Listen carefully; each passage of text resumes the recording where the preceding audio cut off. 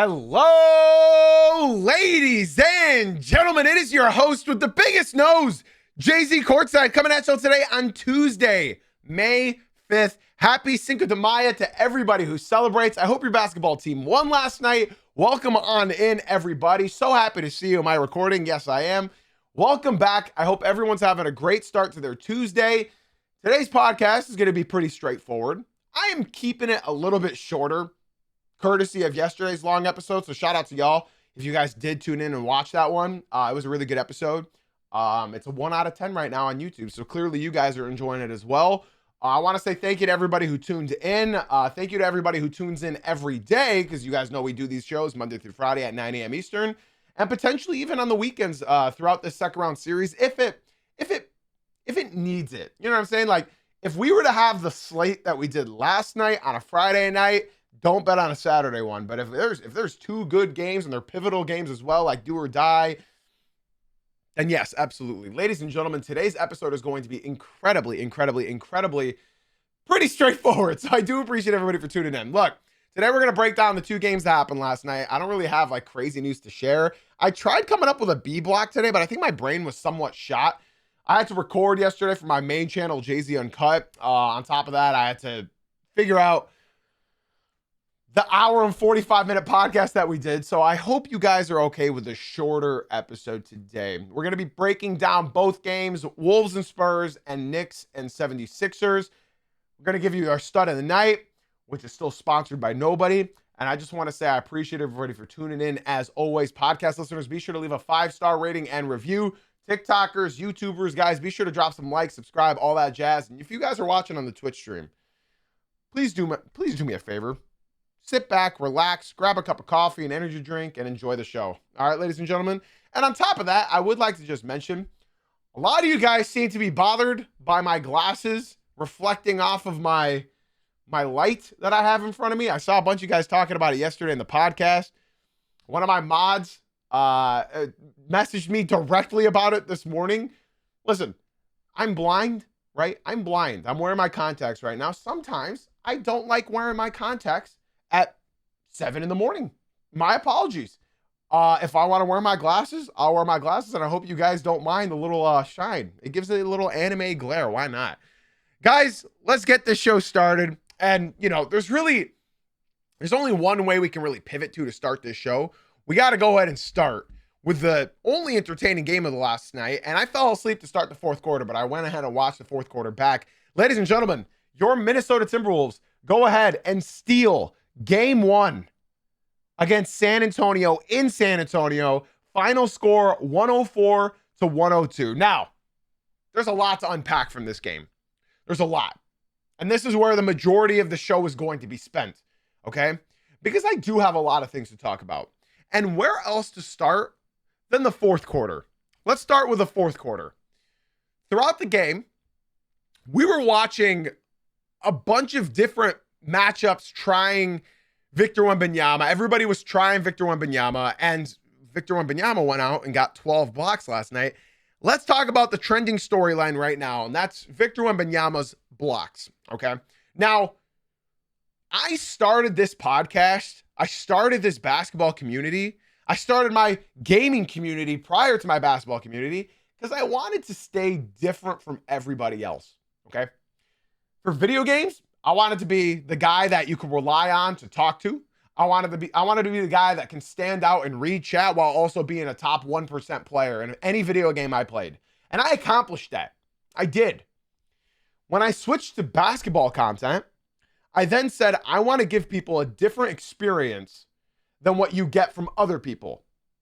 The exaggerated takes, the BS claims.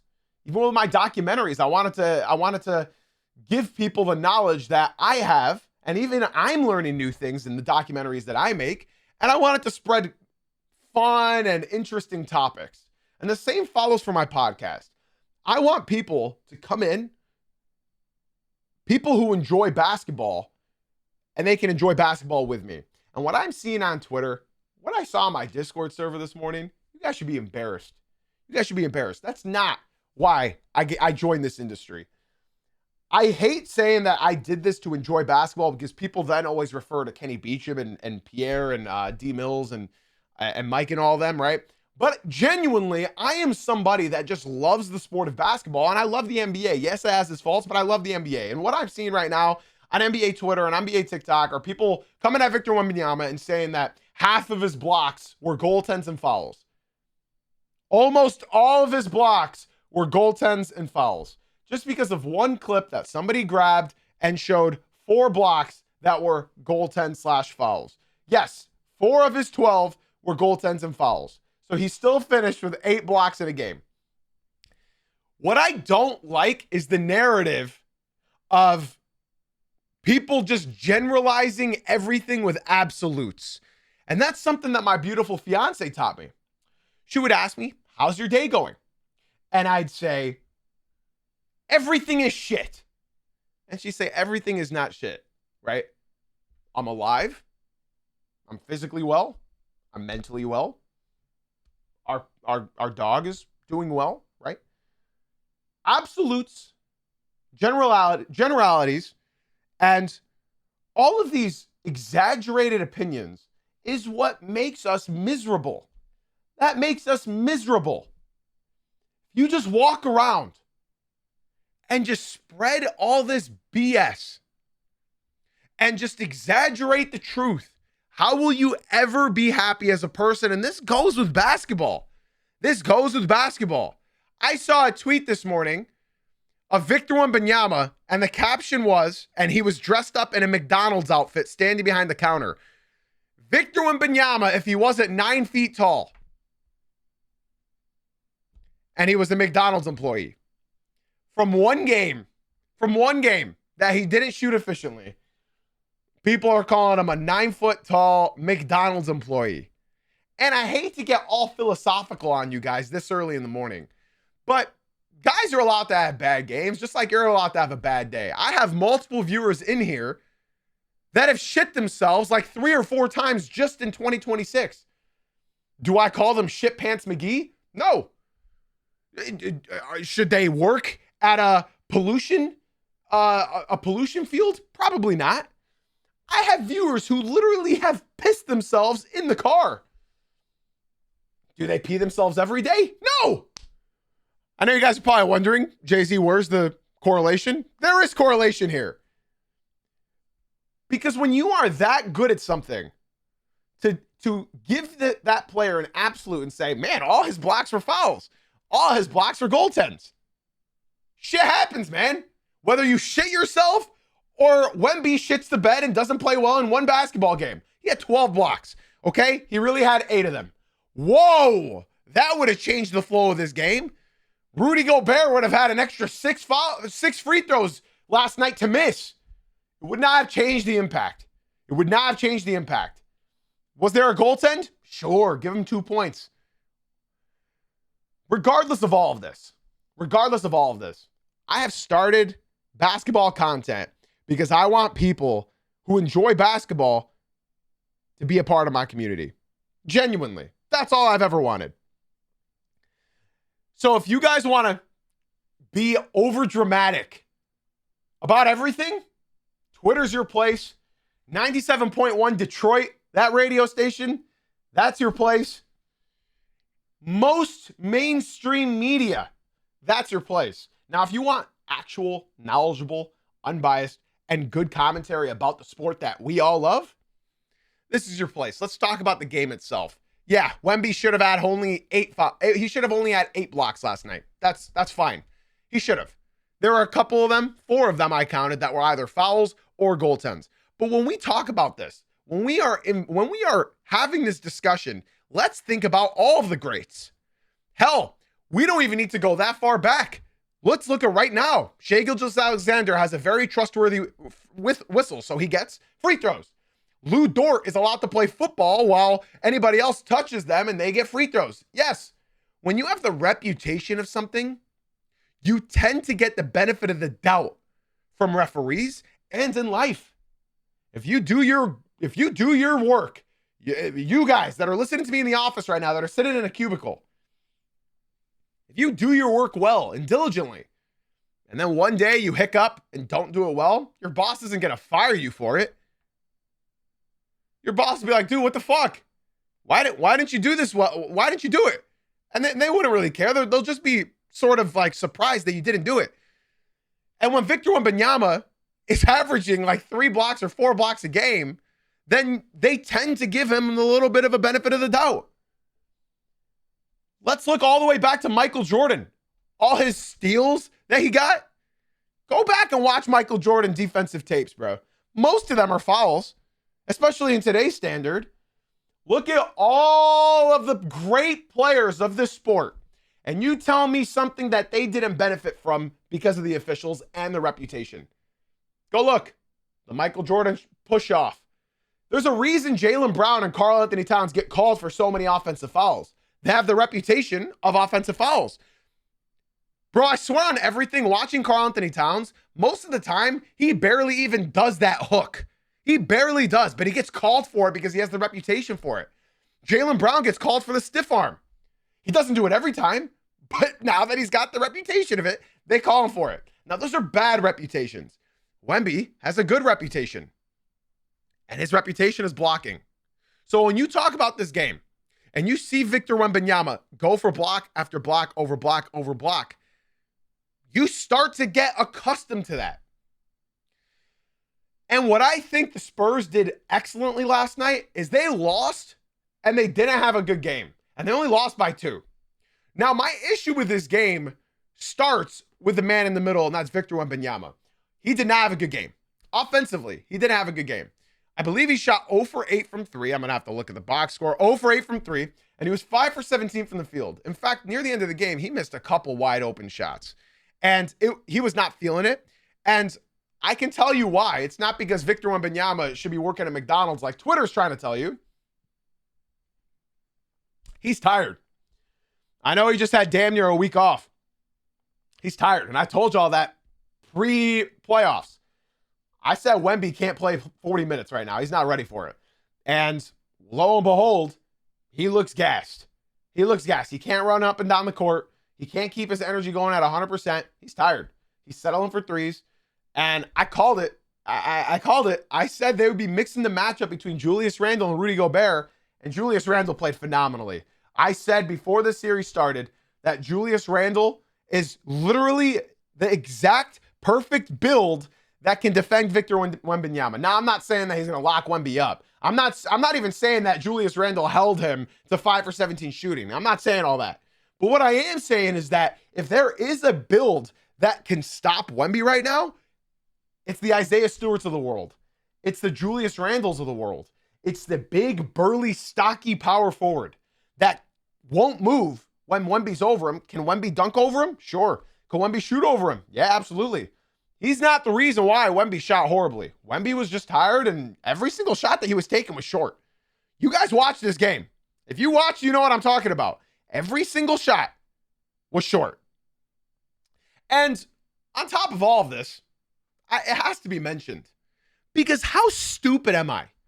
How stupid. I was right about Julius Randle defensively. But how stupid am I when I talked about the offensive format for the Minnesota Timberwolves? Am I dumb? I said they're going to have to play different. Am I stupid? Do I know ball? I completely forgot that they have 2 of the best mid-range shooters in the entire NBA. You can look at this game. Let's go ahead. I'm going to take you to the shot chart. Let's look at their shot chart real quick. This is normal for the Minnesota Timberwolves. Were a couple of Terrence Shannon Jr.'s floaters bad? Yes. But look at how many mid-range shots that they take. And they've been doing this all year long. They spam that mid-range. You have Julius Randle on your basketball team.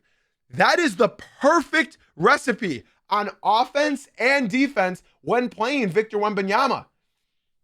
If you shoot those mid-rangers, Wembanyama can't contest that. Why did I not say that yesterday? I was watching this game, and in the first quarter, I said, oh my God, I forgot this is Julius Randle's game. Dribble the air out of the ball and settle for a mid-range shot. And chances are it's going to drop.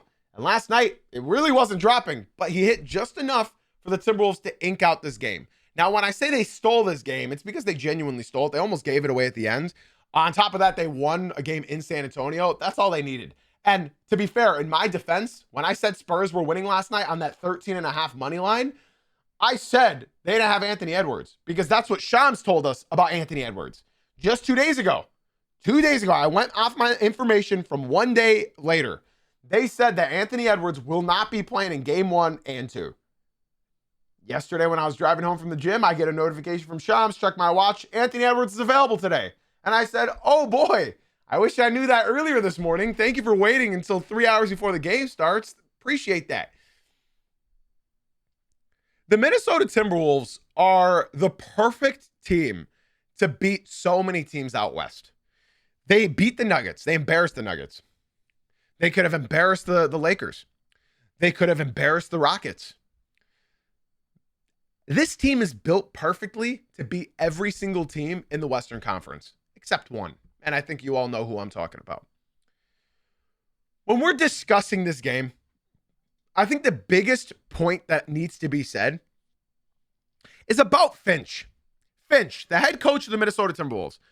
Why did we wait so long to give Terrence Shannon Jr. a chance? Now, I'm not a Timberwolves fan, so I'm genuinely asking a question. I have heard from a lot of my Wolves fans in my comment sections that he was like a net negative in the regular season, and he always seemed rushed, and he just wasn't that great throughout the year. And that's why he lost his minutes to Io. That's why he lost his minutes to Bones. And yeah, Finch didn't trust him. I get that. And I'm seeing a big comment in the TikTok saying Finch is stubborn about playing the young guy. See, this is the information I need in my Twitch stream. So guys, Bearded Mamba and everybody else, if you guys are enjoying the stream and the TikTok, you would enjoy the stream so much more in my Twitch stream, ladies and gentlemen. I'd love for you guys to come through. That's Jay-Z Uncut on Twitch. The link is in my bio. I read all my comments in the Twitch stream. I've heard that he's stubborn when it comes to young guys, but can I just say, I said it in game 6 of the last series when they beat the Nuggets. I love watching Terrence Shannon Jr. This kid can be so special. Genuinely, he can be so damn special. Are you watching the play? Did you watch the post-game interview of Terrence Shannon Jr.? Did you watch that? He said something along, I'm paraphrasing here, but he said something along the lines of, he's not going to block all of my shots, and I'm probably going to dunk on Wemby at this point in the series too. He said, I'm going to keep going. I'm going to keep driving to the rim because he can't block every single one of my shots. And I love that. I love that motivation. That is just crazy ambition. He's 25 years old. This is his second year in the NBA. And I want more of TSJ. I want even more. Give me all of that TSJ. What did that one guy say? I want the whole load. I want the whole load. Give me some more TSJ. Because what I'm watching right now, he does not look like a second-year player.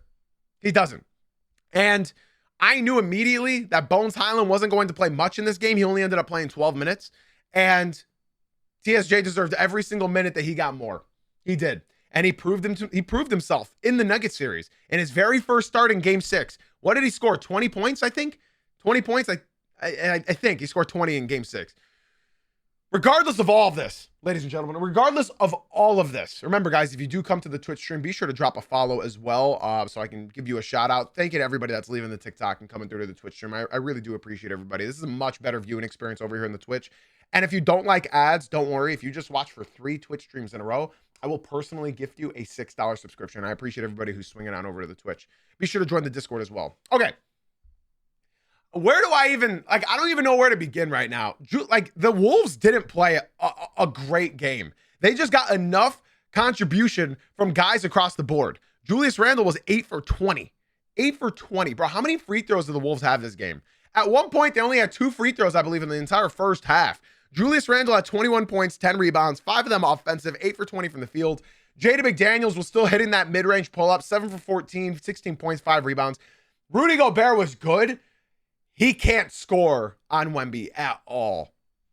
He can't score on Wemby at all. The Wolves shot 12 for 21 and still managed to win this game. 12 for 21. I want to give a massive shout out to one of my favorite NBA players of all time. And I know this is somewhat like of a crazy, one of your favorites. Mike Conley is genuinely one of my favorite players I've ever had the privilege to watch. He was my favorite player on the Grit and Grind Grizzlies. Him, OJ Mayo, Rudy Gay, Zach Randolph, Marc Gasol, Tony Allen. I love that team so much. And Mike Conley has always been one of my favorite guys. To see him start this game because they brought Anthony Edwards off the bench and he actually hit 4 threes, that was huge. That was huge. Shout out Mike Conley. He's been doing it to the Spurs his entire career. I love watching Mike. It's crazy to believe that he's in his 19th season.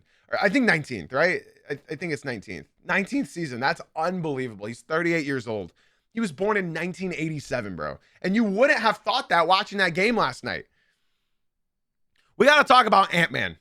Do I think that Ant came back too soon? Yeah, I do. He played 25 minutes last night. He had 18 points on super efficient shooting, 8 for 13. I think they rushed him. Ant didn't look great. He was efficient. Don't get me wrong. He was efficient. But Ant was more out there as a decoy. If you watch this game, you know what I'm talking about. And something that I love about what the Wolves do is they try to get contribution from everyone. First quarter, second quarter, third quarter. And then in the fourth quarter, Ant and Julius Randle, even though Ant wasn't healthy, just say, okay, thank you guys. I appreciate you for keeping this game close. It's our time. Julius Randle, 9 points in the fourth quarter. He played all 12 minutes. Anthony Edwards played 10 minutes in the fourth quarter. He had 11 points. You got 20 points from your top 2 guys in the fourth quarter. You're not going to lose those games. You're not. You even had a contribution. Another 2 points from Jaden McDaniels, a free throw from Rudy Gobert, 4 from Terrence Shannon Jr., a 3 from Mike Conley, and 5 from Naz Reid. When you get that kind of production from your 2 main guys in the fourth quarter, chances are you're probably going to win a lot of basketball games. You are. Now, those are all the things that I think that the Wolves did really well. Even Jalen Clark was good in his 7 minutes. I liked it. Even he was hustling. Even he was trying. He forced Wemby to a jump ball. Jalen Clark. As I mentioned, the Wolves defense on Wemby did not force him to go 0 for 8 from 3 and 5 for 17 from the field. But they made it really difficult on him. They made it really difficult for him. I said that Julius Randle and Rudy Gobert switching onto Wemby is going to keep him guessing. It's going to keep him guessing, and that's exactly what they did. How did I neglect to remember that their offensive schemes directly combat the San Antonio Spurs defensive schemes? All the Spurs do is run around the perimeter and Wemby contains the paint. How did it slip my mind that you have 2 of the best mid-range shooters in the entire NBA? Now, the Wolves did what they needed to do. They stole a game from San Antonio. I could hype up everything they did right, but we got to talk about what the Spurs did wrong, all right? You've already heard me say it 100 times. Wemby carried them defensively, but he had 11 points, 15 rebounds, a triple-double with blocks, 12 blocks, but he shot 5 for 17 from the field, and 0 for 8 from the field. Now, if you look at everybody on this roster, this is about the best you're going to get from everybody, except for one player. And it just so happens that that one player that I'm about to mention was my X factor for the Spurs winning this series in 6. Julian Champagnie, 17 points. He's probably not going to give you 17 again. He was 7 for 12. He's probably not going to give you 17 again. They were daring him to shoot.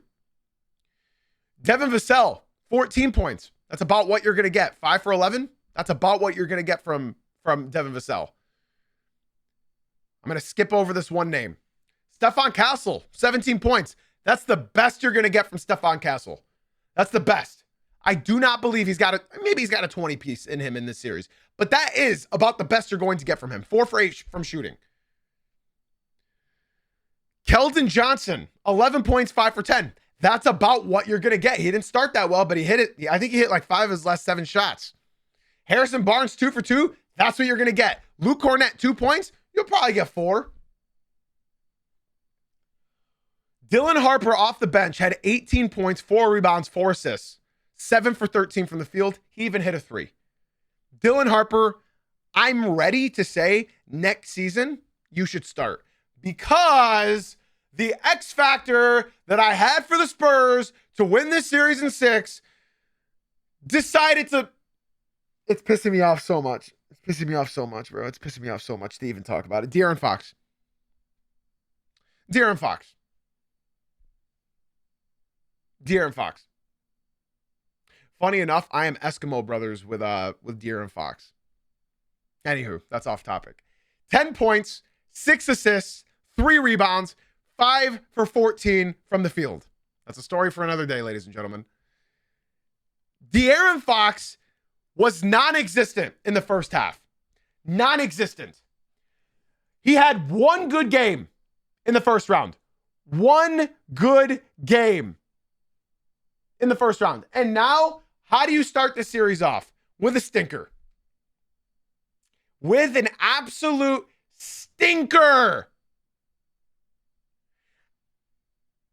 And what I don't get is that, Fox, you know how important you are to the offense, right? You know how important you are to this team, right? Ladies and gentlemen, if you rewind the tape and you watch my show from yesterday, I said, and I quote, I got Spurs winning in 6 because, well, I thought Anthony Edwards would be missing games 1 and 2 at minimum. We all heard that. So I hate that I said Spurs in 6, but at the same time, I thought Ant would be missing games 1 and 2. It wasn't until later in the evening where they announced that he'd play. I said that they need him to play like the co-star, the Robin to Wemby's Batman. Funny I say that. I've never even watched a second of Batman before, but I know the term. And the Spurs can still win in 6. But my biggest problem is that I said, De'Aaron Fox, you are my X factor. Just like I said, Cat was the X factor of the Knicks. Just like I said, all of these guys who are crucial to their team winning are X factors. Fox, you're letting the entire city of San Antonio down. You wanted to go to San Antonio. You forced the trade to go to San Antonio, and you come in and you can't even produce 15, 20, something. I believe he'll come back. I'm not going to be over dramatic like all of the people on Twitter and TikTok and saying that he's horrible. I believe in him that he can come back. At the end of the day, if De'Aaron Fox is not going to be putting up 20 consistently in the series, you can't be that confident in the San Antonio Spurs overall. For the Spurs to win, they need a productive effort from their second guy. They need him to. They need him to. I'm not going to write him off. I'm not going to say he deserves to work at McDonald's like Twitter and TikTok does. But what I am going to say is for them to compete, they are going to lose this series if they don't have De'Aaron Fox to perform. And if they lose this series, we have to talk about this. It's just game 1. It's just one game. We're not going to over-exaggerate. But if they lose this series, do y'all genuinely believe that they're going to keep De'Aaron Fox next year? Or do you think that they'll say, you know what, we know he's going to be the starting point guard of the future. Why don't we just start the future now and trade him and get Dylan Harper? It's just one game. It's just one game, ladies and gentlemen. I'm not saying that's going to happen, but it's worth the conversation. Because I said, I want them to keep De'Aaron Fox this year. I want them to keep him because Dylan Harper will learn a lot from him. Stephon Castle and Devin Vassell will learn a lot from him. And the Spurs aren't ready with a rookie point guard to lead them all the way. De'Aaron Fox was going to be that stepping stone for this team to play like this, right? And I'm not going to overreact. I'm not going to overreact whatsoever. This is still a series. The Wolves did exactly what they needed. They won a game in San Antonio. They won a game in San Antonio, and it worked really well. And if I'm a San Antonio Spurs fan, you guys can all agree, right? You're not stressed out about this loss. You're not. I'm not worried about it. I'm not worried about this loss for the Spurs. The Wolves needed one. And I think Coach Steve Kerr said it best. If a team steals game 1 in their away arena, 99% of the time, they lose in game 2 because they're content with winning game 1. Look at almost every series when an away team wins a game on the road, and it's game 1 in particular. And I'll credit a lot of it to being rusty. I'll credit a lot of it to Wemby not being in the best of physical shape because he has barely played this season. And I'll just give credit where credit is due. Had a couple of those Wemby open shots went in, they win this game. Plain and simple. So if I were a Spurs fan, I wouldn't stress out about this loss. I'd be excited for the next game to start. In fact, I'd be really excited for this next game to start if you are a Spurs fan. And Wolves fans, you guys should be ecstatic right now. You guys stole a game in San Antonio with Ant coming off the bench. You guys, you're laughing right now. You can lose game 2. You're laughing. You're going back to the crib and you're tied 1-1. I'm happy for Wolves fans. And I'm happy for Spurs fans because you guys saw the recipe to win this game. Get another bucket from De'Aaron Fox. Get another bucket from Victor Wembanyama. He's not going to go 0 for 8 from 3 again. In fact, I'd like to see him not settle so much. That was probably one of the worst offensive. I've seen Wemby go 5 for 15, 5 for 17 a lot this season. As long as he brings it on defense like he has, if you could just rely on De'Aaron Fox to play like the guy they're paying him, I'm not worried about that game as a Spurs fan. I'm not worried about it at all. Now, chat, we do have to take a quick second to say thank you to Kill Him. Thank you for leaving the TikTok stream and coming through to the Twitch stream, man. I appreciate you very much. Be sure to join the Discord as well. That's where we host watch parties. That's where my community hangs out and talks all the time. So be sure to hang out and come through to the Twitch stream. It's a much better viewing experience for everybody that's over there in the TikTok. And if you guys are in the TikTok and you're saying, damn, I wish you'd read more of my messages, I read all the messages in the Twitch. If you're in the TikTok and saying, damn, I wish I can see his full screen, I show my full screen over here in the Twitch. And if you guys are saying, damn, I love Twitch, I just don't like ads, if you watch 3 Twitch streams in a row, I will gift you a $6 subscription so you no longer get ads. All right? That's all you got to do. All you got to do is watch 3 Twitch streams in a row where we stream Monday through Friday at 9 a.m. Eastern, and I'll gift you a $6 subscription so you no longer get ads. Joe, I appreciate the follow on Twitch, homie. Welcome on in. I appreciate you very much. Shout out to you and Kill Him for leaving the TikTok and dropping a follow on the Twitch stream. Welcome on in, guys. Be sure to join the Discord as well. The Discord link is in the chat. That's all I got to say about this game. Honestly, I enjoyed it a lot. It was a really fun one, engaging. And all in all, I'd say the Wolves are content with stealing one, and the Spurs are going to be pissed off that they dropped game 1. They are. So if I were to do a prediction, we're not doing a prediction yet, but I think the Spurs will come out strong in game 2. So again, I do appreciate everybody for leaving the TikTok and coming through to the Twitch stream. Consumables, shout out to you. I really, really appreciate you for coming through to the Twitch. Royce, I appreciate you for coming to the Twitch and dropping a follow as well. Guys, remember, if you just watch 3 Twitch streams in a row, I'll gift you a $6 subscription so you no longer get ads. I understand that you're a little bit upset, Joe, by my opinion differing from yours, but you can't get upset with me just because you think the Spurs will win the next 4 in a row.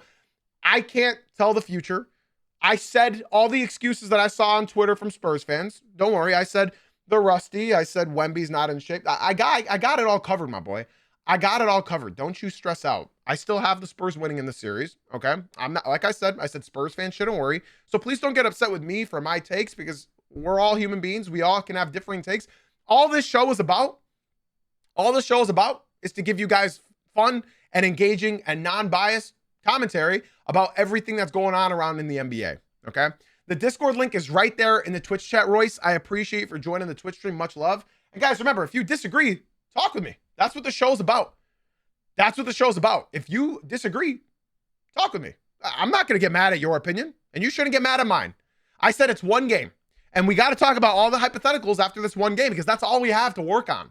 Remember, guys, the playoffs, you can't hang up on one game. One game does carry a lot of weight in the playoffs, unlike the regular season. You saw what happened to the Magic when they lost Game 6 in that embarrassing fashion. Nobody in their right mind thought the Magic would win Game 7. When you lose a game like that in the playoffs, it's demoralizing. There was nothing demoralizing about this game. Nothing. The Spurs just got to hit shots. That's it. That's all. That's all. Joe, I understand that you got upset with my opinion. Joe, I don't need these facts. Bro, you're telling me Spurs lost game 1 to the Wolves in 99. It went on to win the chip. Where?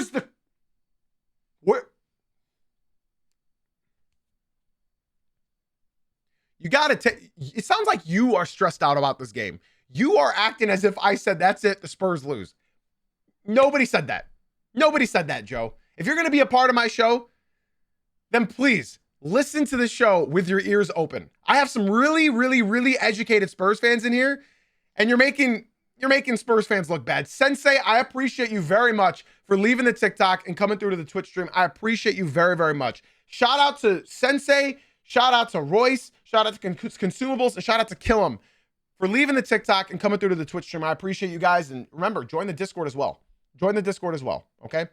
LaFlame, thank you for the resub on Twitch, homie. I appreciate you, bro. Enjoy the ad-free viewing experience for the next 30 days. Thank you so much for the resub, bro. All right. That's about all I have on this game. And yes, to answer the question I saw in chat, we will be predicting tonight's games. We will. I see people saying, can we talk about the Cavs and Detroit series? We will. We will. But first, we got to go over these. We got to go over these. Now, this one's going to go quick. This one's going to go quick. The Knicks lead the series 1-0. Knicks defend their home court and destroy the 76ers in game one. Final score 137-98. Not the way you really want to start. Oh my God. Let's see what else Joe said, bro. I can't believe I'm giving this guy the stage this much. You said 99% of the teams that take the L in game one away, more than likely to lose this. When did I say? Okay, guys, I have to ban this guy from the Twitch because he's genuinely dumb. Because I didn't say that. I didn't say that. I said, and I quote, Steve Kerr said it best.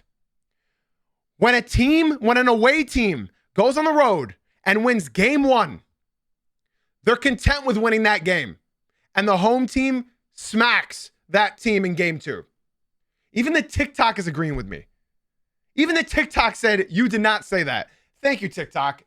If you guys want to join the Twitch stream, just use that guy, Joe, as a perfect example of what kind of person not to be.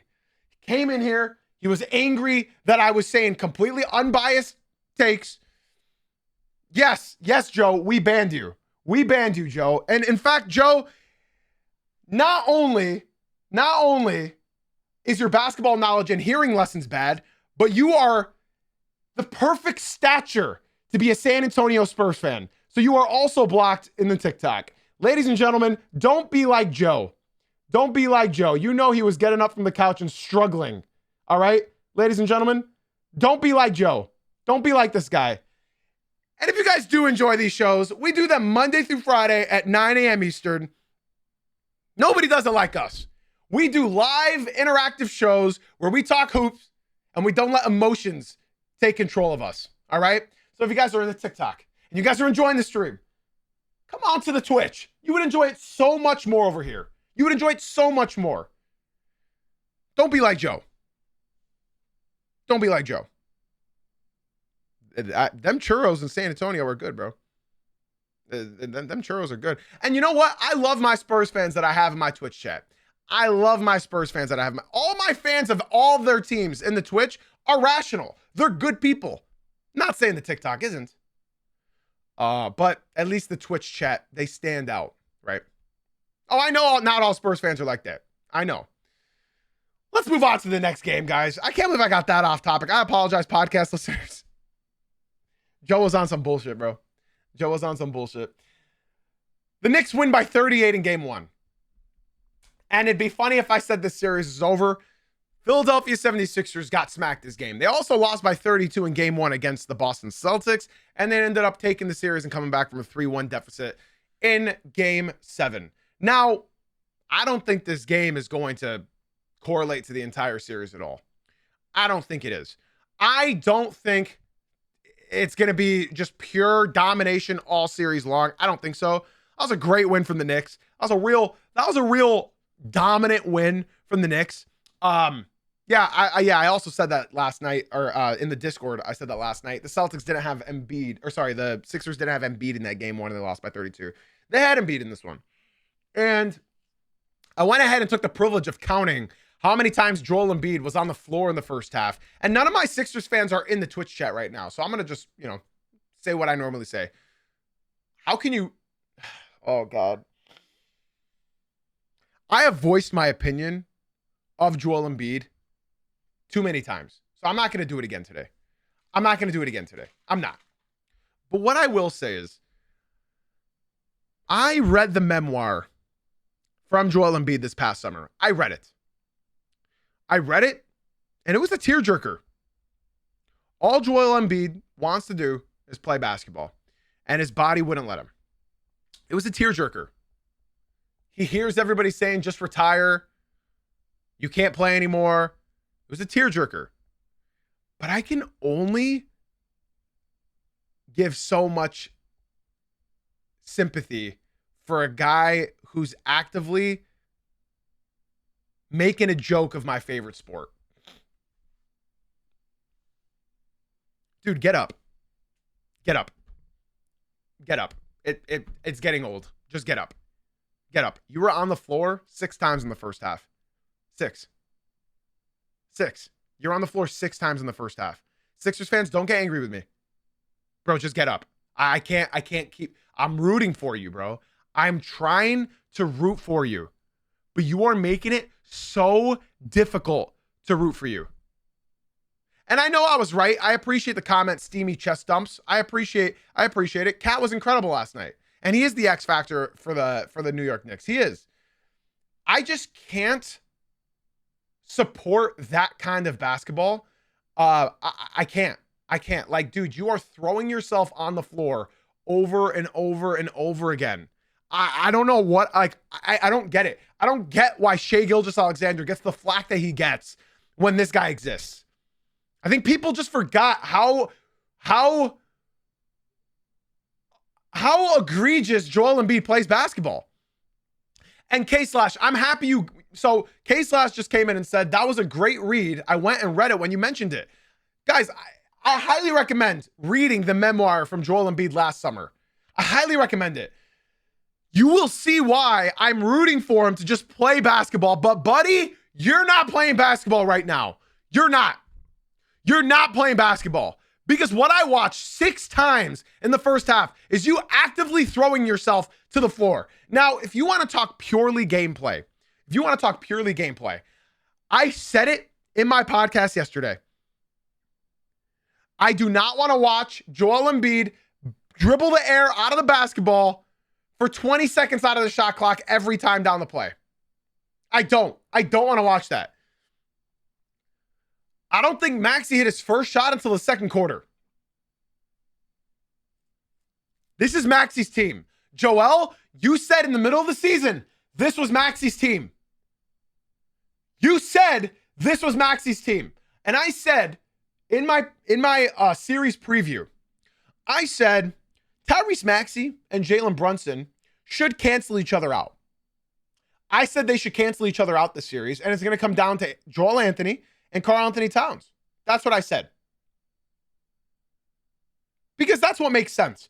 They were going to cancel each other out. They're both going to average 30 points in the series. And it's going to come down to Joel Embiid.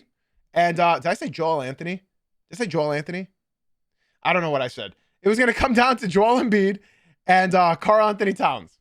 Damn, shout out Joel Anthony, bro. Shout out Joel Anthony. Why is he on my mind right now, bro? Shout out Joel Anthony. Pistons legend. Damn. Anyway, who was I talking to that I was talking about Joel Anthony with just the other day? I was talking about Joel. Who could I have possibly been talking to about Joel Anthony in 2020? Anyways, we got to continue with this. That's right. Okay, I remember. I was talking about it during my Pistons rant. Anyways, staying on topic. Jalen Brunson was a madman this game. Couldn't miss in the first quarter. He's doing what he does. He starts the series hot. 14 points in the first quarter, 13 points in the second quarter. Didn't matter what happened for the rest of the game. It was over in the first half. It was over. And when you look at what happened last night, I'm not going to buy too much in. I'm not going to buy too much of it. But what I am going to do is I'm going to stand pat on where I said that I believe this series is going. I believe it's Knicks in 6. I just think that the Knicks are a better basketball team. They're the best basketball team in the East on paper. They are. There's no dispute about that. They were my pick to come out into the finals. And when I see, and I got to give credit to Mikal Bridges. I think he was the most important player on the floor outside of Cat. And I know that's crazy to say that Jalen Brunson was number 3 and most important player on the court, but he was number 3. He was. Because I believe in a game like last night, Karl-Anthony Towns could have did more. He could have. Yeah, I thought he was perfect last night. Mikal Bridges could have did more. He was perfect last night. OG Anunoby could have did more. He was perfect. So I'm saying if you give Jalen Brunson 15 points last night, I think those points could have easily been spread out between Mikal Bridges, OG Anunoby, and Karl-Anthony Towns, and they still win this game effortlessly.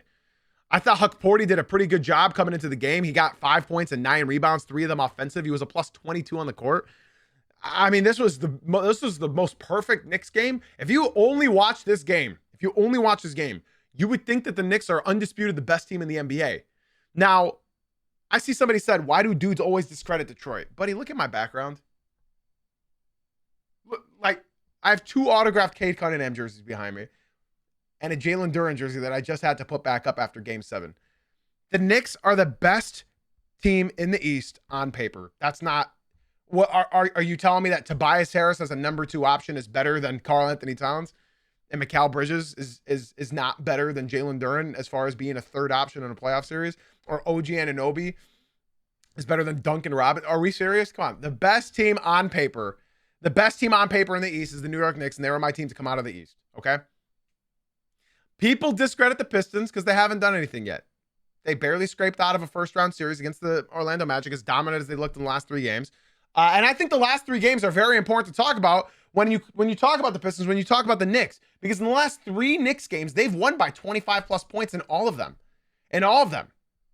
Now, to say that the Pistons aren't like that, that's disrespectful. But this is not a Pistons podcast, okay? The Knicks are the best team on paper in the East. They are.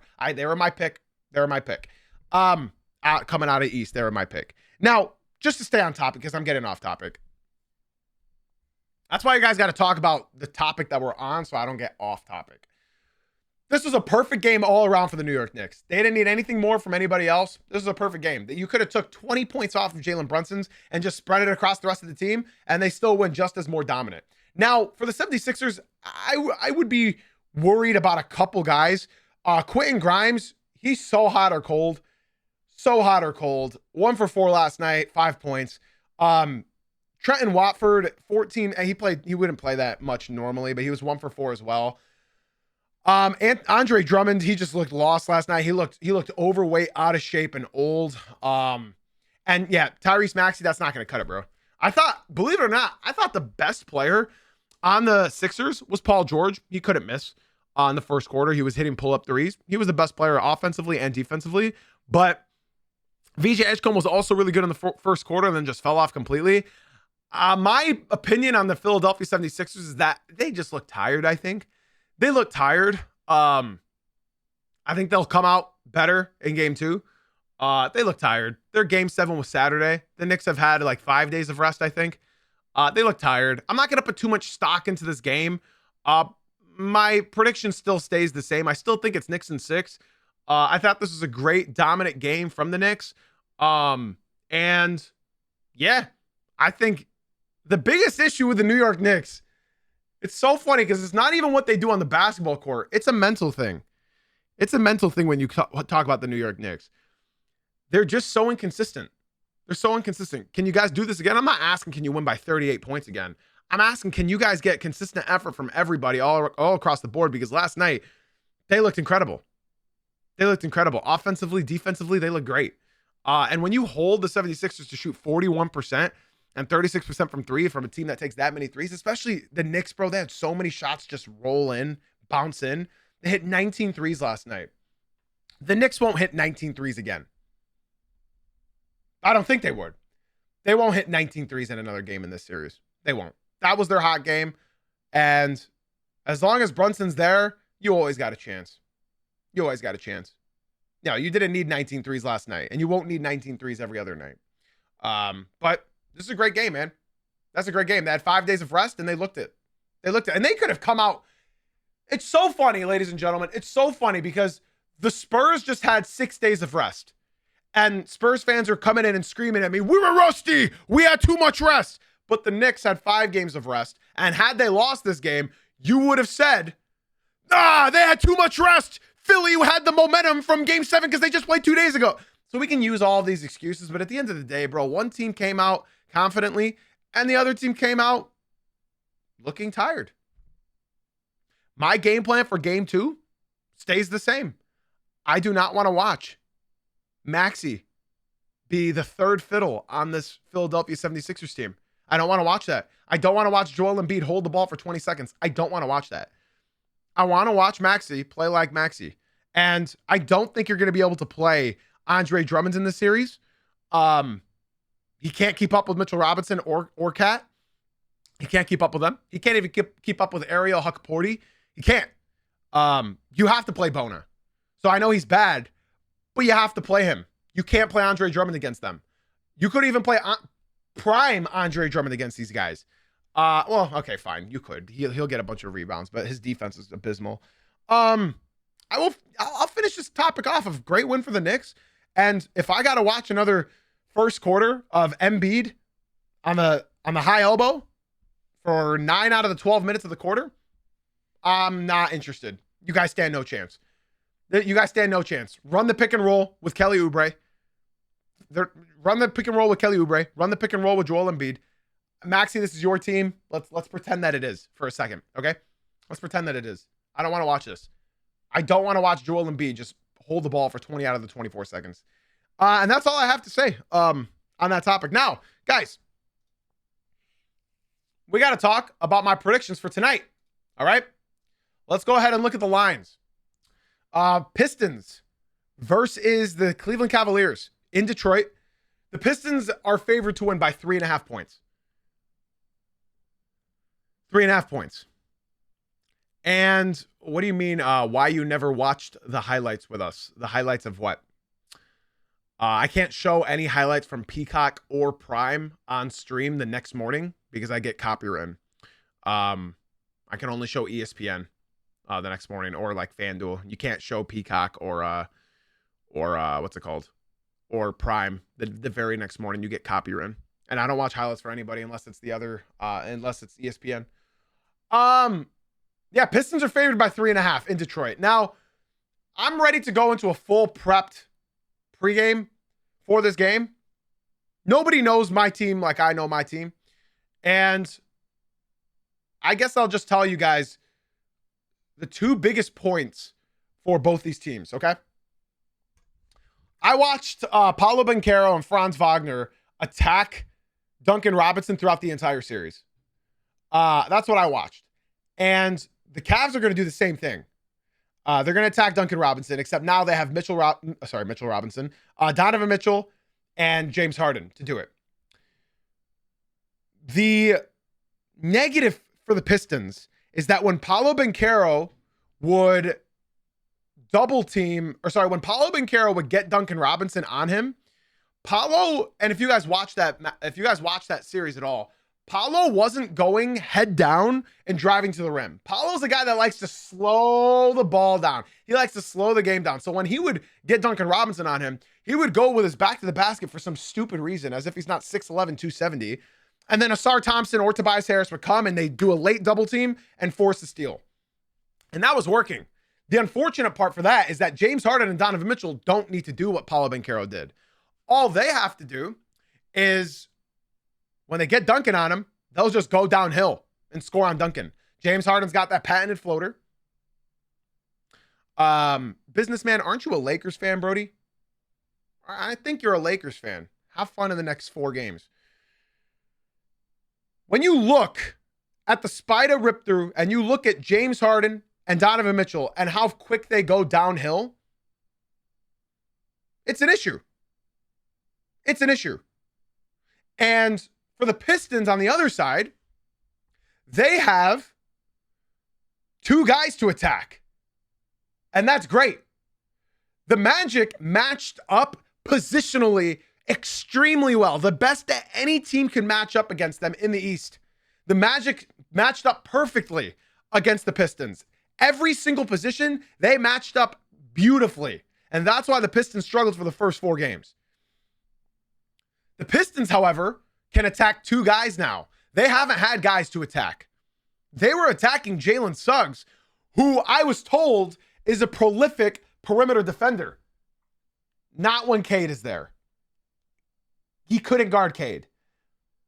Donovan Mitchell can't guard Cade. James Harden can't guard Cade. So Cade will have his way with those 2. The issue is that Dean Wade, Jalen Tyson, Keon Ellis, those guys are pests. Those guys are pests. So the Pistons are going to have to do exactly what they did with Asar Thompson and have Asar Thompson either bring the ball up, Cade sets a screen, or Cade has the ball at the top of the key, and Asar Thompson comes sets him a screen. Because they're not going to guard Asar. They're not going to. And I think the matchup that you want to watch the most is Jalen Duren and Jared Allen. Those are the matchups you're going to want to watch the most. Jalen Duren has obliterated the Cavaliers this season. Like, he's actually killed them. So I've told you guys what Jalen Duren is good at. And when he's up against guys his size and stature, like Wendell Carter Jr., like Julius Randle, they're difficult matchups for him. When he's up against the big, brolic guys, they're challenges. When he's up against the tall, lanky guys, Jalen Duren feasts. I think this is going to be the Duren series. Jalen Duren this season against the Cavs averaged 25 points and 14 rebounds. Jalen Duren outmuscles both Mobley and Jared Allen. He's really good against the shot blockers. He was really good against Victor Wembanyama. My Spurs fans can attest to that. Jalen Duren was really, really good against Victor Wembanyama. In fact, he was the only good guy that played against Victor Wembanyama for us in the season series where they swept us 2-0. Jalen Duren kills Jared Allen and Evan Mobley because they rely on blocking him. But Duren doesn't need to rely on that. He can just outmuscle them. So if Duren plays the way he did against this Cavs team, I like their chances. All it's going to come down to is, can the Pistons defense keep them in this series? The Pistons were built about containing elite offenses. The Cavaliers have an elite offense. The Magic didn't have an elite offense. So if the Pistons defense is the only thing that had the upper hand on the Magic, then they had to just crank that defense intensity up. They can keep it where it's at against the Cavs. And the Cavs have their most difficult conversation note in this series. And they sort of proved me wrong in that Toronto series. It shouldn't have gone 7. It shouldn't have gone 7 for the Cleveland Cavaliers. But the Cleveland Cavaliers sort of learned as that series went on. Do you remember last year or the year before or the year before? What was the biggest gripe everybody had about the Cleveland Cavaliers in the playoffs? They're soft. They're soft. And they just added one of the softest players in the NBA at the trade deadline in James Harden.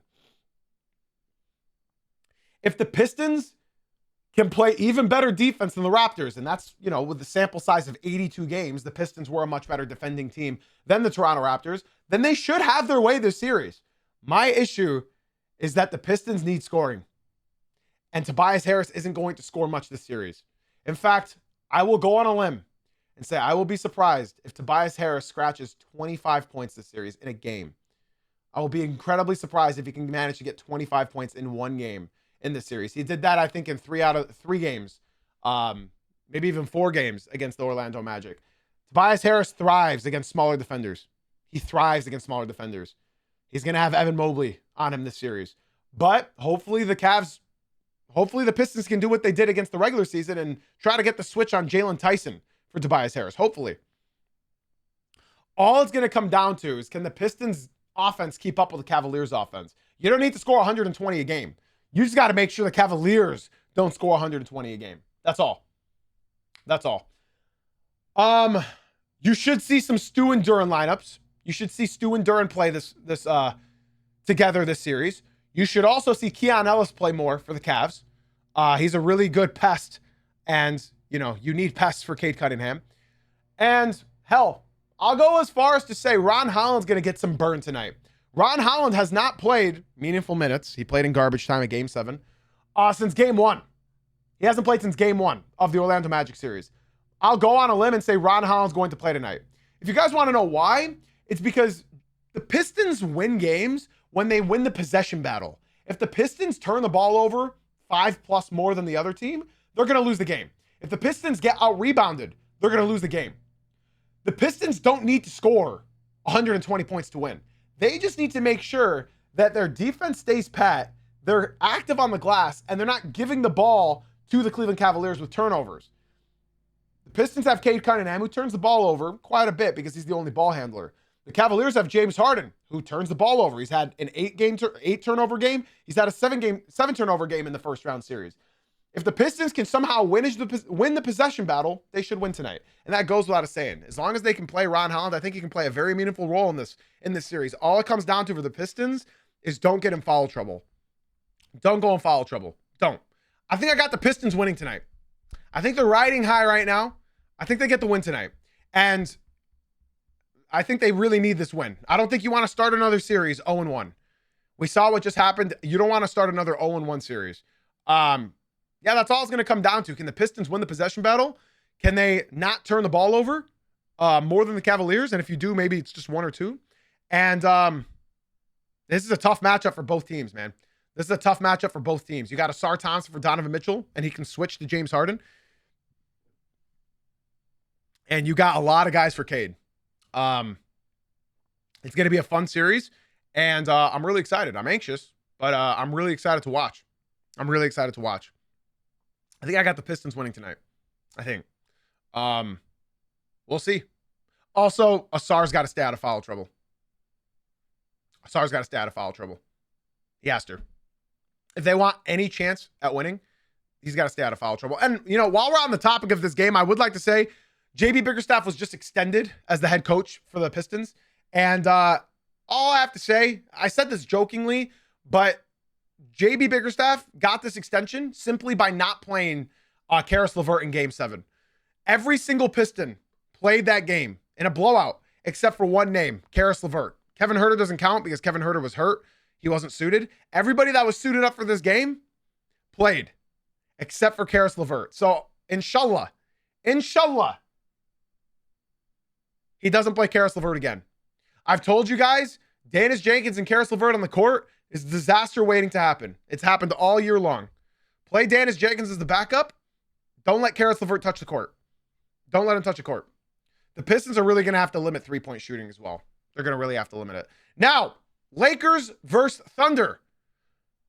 All right, guys, that's going to do it for today's show. My stud of the night last night was, I'm kidding. Yeah, Thunder's favored by 15.5. If they want any chance, LeBron's going to have to go for 40, 10, and 10. Yeah. Tricks. LeVert is, he's got another year next year. Yeah, the Lakers are going to get smoked tonight. They're going to get killed. Unless Luka comes back, then they'll only get beat by whatever the line is, 15.5. I don't know what you're supposed to do. I don't know what you're supposed to do. I don't know what you're supposed to do. The Lakers are ass and the Thunder are really good. So like you're trying to find a nice happy medium here of like, since the Thunder are really good and the Lakers are really ass, like where do you go from here? I don't see Luka coming back at all. I don't see any point in him coming back. Even with Luka, they're not beating this team. The Lakers struggle against one archetype in the NBA, and that's athletic teams. That's it. They struggle against one archetype, and that's the athletic teams.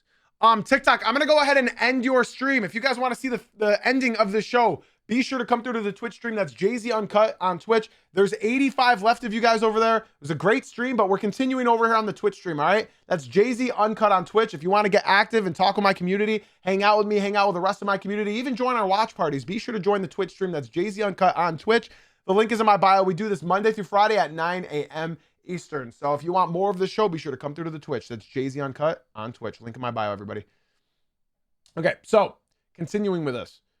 Yeah, the Lakers struggle against athletic teams, and this is a really athletic team. They don't need J-Dub in this series. They can just rest him throughout the entire series. Kennard is only going to get worse as the series progresses. Kennard will have a good start to the series, I think, but honestly, at the end of the day, you just look at this team, and they can't compete. They can't compete. Luke Kennard's not going to be able to dribble against Lou Dort or Alex Caruso. He's not. He's their primary ball handler, him and Austin Reeves, and now they're going to get hounded by Lou Dort, Alex Caruso, Cason Wallace, Aaron Wiggins, even Shea. Even Shea. You can put Shea on Luke Kennard, and he's not going to score. So all I have to say is, like, good luck. Good luck. Just don't lose by more than 15. I think LeBron will have a good game. They don't have somebody directly for LeBron right now. Lou Dort will annoy him for sure. Lou Dort will annoy him, but I think LeBron will still get his. Might not be that efficient, but I think he'll still get his. If we want to go X factors, I'd say the Thunder just have to, let's see. They just got to not miss their bus to the arena. And I think that'll be their X factor. The Lakers' X factor will be if Marcus Smart scores 89 points tonight. Ladies and gentlemen, boys and girls, that's going to do it for today's show. Let's go ahead and talk about our stud of the night. Last night, it was pretty obvious. There was one guy that just played so much better than everybody else. He may be ugly, But he's a good hooper, man. And sorry, that was out of pocket, bro. That was fucking out of pocket. That's my apologies. Jalen Brunson last night went ahead and in 32 minutes scored 35 points, 3 assists. He's got to move that ball around if they want to continuously destroy the 76ers because they're not going to be hitting all those shots. I mean, it's crazy. Everybody was automatic last night, but so was he. 1 rebound, 2 steals, only 1 turnover, and he shot 12 for 18 from the field, 3 for 6 from 3, and 8 for 8 from the free throw line. Incredible game from Jalen Brunson. He played super, super well, and I want to see more of that throughout the series. Brunson is a playoff performer. We all know that. He's a playoff riser. He's an incredibly talented player.